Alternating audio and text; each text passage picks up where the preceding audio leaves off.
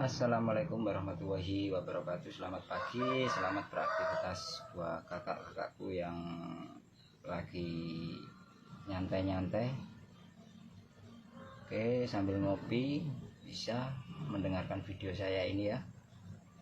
Oke, kita langsung membahas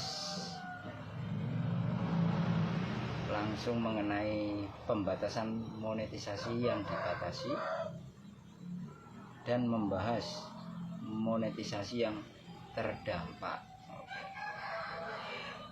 Ini kalau ibarat orang yang udah sakit terus dibawa ke dokter, terus kita sembuhkan gitu ya. Caranya gimana gitu ya. Kita tidak perlu membahas yang kebijakan-kebijakan ya. Kita langsung ke intinya ya.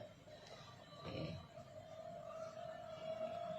Kita yang pertama dulu membahas monetisasi yang terdampak ya. Oke. Pelanggaran monetisasi yang terdampak itu videonya tidak ada di kotak masuk atau di video real kita. Nah, videonya ada di mana? Oke, kita langsung tunjukkan ya. Anda masuk langsung ke monetisasi. Nah, ya. Terus Anda lihat ke status monetisasi Anda ya. Nah, sebelah kiri itu ada bacaan lihat, itu kita tekan lihat ya. Setelah kita lihat itu langsung nongol paling bawah video kita yang terkena pelanggaran itu ya, dan mendapatkan dampak monetisasi buat Facebook kita. Nah, terus kita klik lagi, kita perjelas video kita perjelas ya. Setelah kita perjelas, kita sudah lihat video mana yang harus kita hapus. Nah, ketika sudah jelas videonya, kita kembali ke video kita yang terdampak tadi. Setelah itu kita hapus video kita yang kena tadi. Setelah kita hapus, kita keluar ke Facebook ya. Setelah kita keluar, nah, kita masuk lagi ke Facebook. Nah, setelah kita masuk lagi, coba akan cek di monetisasi, pasti akan mendapatkan seperti ini. Oke, satu masalah dari dampak sudah terselesaikan, tinggal yang kedua ya. Yang kedua ini adalah monetisasi yang dibatasi. Nah, sebabnya apa monetisasi dibatasi ini ya. Nah, ini kalau sama aja kayak yang pertama. Ini kalau penyakit ya harus kita bawa ke dokter dulu baru disembuhkan ya. Nggak usah jauh-jauh, kita harus mempelajari apa kebijakan monetisasi ya, karena ini sudah menjadi penyakit atau permasalahan di monetisasi kakak gitu ya. Nah, cara permasalahannya ini di mana ini ya, kita bahas permasalahannya dulu biar kayak gini tidak terulang lagi ya. Masalahnya itu ada dua ini di monetisasi dibatasi ini. Permasalahannya ada dua. Satu, kakak membagikan video yang tidak sesuai atau video yang melanggar, kakak bagikan. Jadi jangan sembarangan membagikan video orang walaupun dengan diiming-imingi. Nah, diiming-imingi ini jangan mau ya. Nah, jadilah konten kreator yang sejati ya. Terus yang kedua,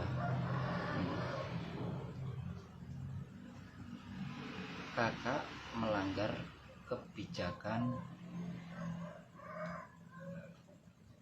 dari interaksi gitu. Nah, apa itu pelanggaran dari interaksi? Nah, pelanggaran interaksi ini ada 3 macam ya. Berbahasa kasar, menghina ras, serta menghina atau menghina agama itu tidak diperbolehkan. Nah, kakak itu terkena di situ. Nah, cara mengatasinya gimana? Terus cara melihat kita terkena pelanggarannya gimana? Kalau caranya itu, kalau kita melihat interaksi kita dalam sehari ini ya, ini ada di video orang juga kita interaksi, di video kita sendiri juga interaksi. Lah gimana caranya ngelihat? Tidak tahu, kita nggak bakal tahu. Nah, satu, kebanyakan orang interaksi itu di video kakak yang 1, 2, dan 3. Nah, itu kalau bisa dihapus. Video yang baru 1, 2, 3, atau 4 itu dihapus. Nah, itu cara yang pertama. Jadi kalau video itu dihapus, interaksi kakak juga akan kehapus ya. Itu cara yang pertama. Setelah itu kakak ganti foto profilnya kakak. Jangan pakai foto yang seperti itu. Misalin fotonya kakak yang ini diganti lagi sama fotonya kakak yang lain, itu sama aja. Itu tidak akan mengurangi pembatasan, itu sama aja. Jadi caranya kakak harus mengganti profil orang lain. Satu contoh, kalau konten kreatornya ini kakak laki-laki atau kakak ganteng ya, silakan ganti kakak yang cantik profilnya, nggak masalah. Atau sebaliknya, kakak yang cantik diganti foto yang kakak yang ganteng. Itu cara yang paling efektif. Insya Allah 1 sampai seminggu atau sampai sebulan akun kakak pasti sembuh. Soalnya saya pernah mendapatkan pertanyaan dari follower saya itu, kalau nggak salah orang luar juga, orang luar Jawa, pokoknya daerah Flores. Saya tidak mau menyebutkan, takut orangnya ini tidak menyetujui saya untuk menyebutkan namanya ya. Jadi dia ini pelanggarannya lebih berat malah.